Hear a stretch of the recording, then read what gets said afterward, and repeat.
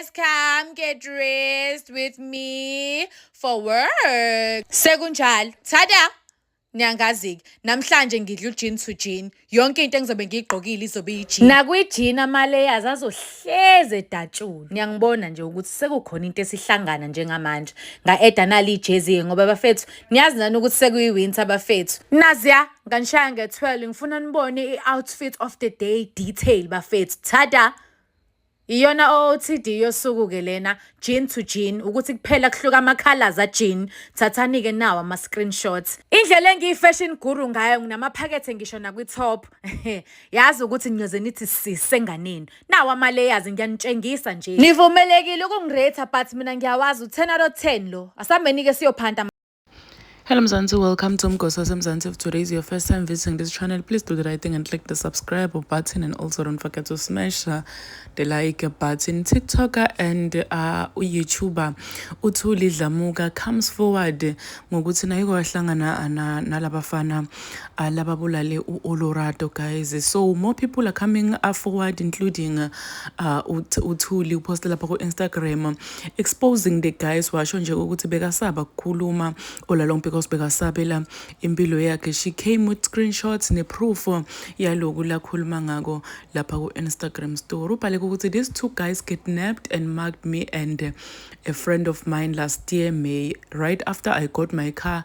I never spoke her because I was scared for my life. Now that one of them is dead, I'm sure the rest will follow. Story time coming.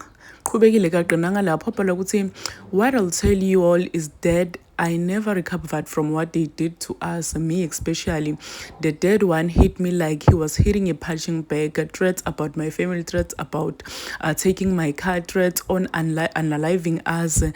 I was behind the driver when it happened, so I got hit more, and I replayed that incident at least 3 times a month from when it happened. Guys, this is so painful.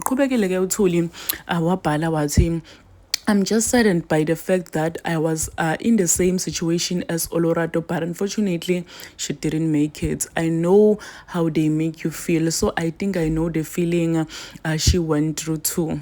May her precious soul rest in peace. They must all go to hell. Waqhubeka ke wafaka ngisho i-affidavit le wayebhala lesho ukuthi ulahlekelwe indoda yakhe, walahlela ama belongings akhe, walahlekela ifoni including nale foni le bekashutha ngayo i-content. Siyayibona ebhalile ukuthi yanguMay lapha. Waqhubeka wathi, I begged for my life, I apologized, ngingenzanga lutho. They took everything is coming back and my emotions are truly all over the place. I'm not okay. My condolences to Olorado's family.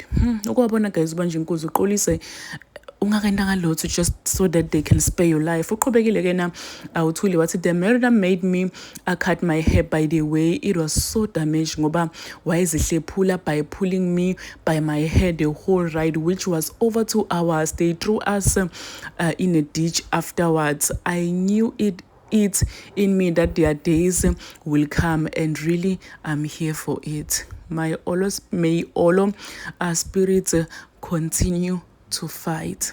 Waqhubeka ke Uthuli wathi I'm always paranoid. They broke me. I slept in my mom's bed for over a month. Ngithuka amangilele, etc. Those guys traumatized me so much till to this day I'm healing for what they've put me through. What justice will be served even for us who don't speak up. Yo guys, this is so sad, but it's true when they say mundu nelanga lakhe nokuthi nje bantu bafela kuphi emsebentini yabo. Oh man, what a justice for Olorado.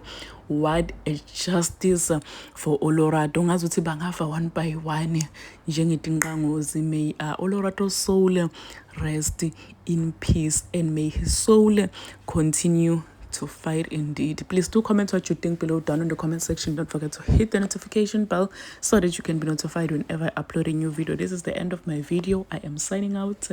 Goodbye.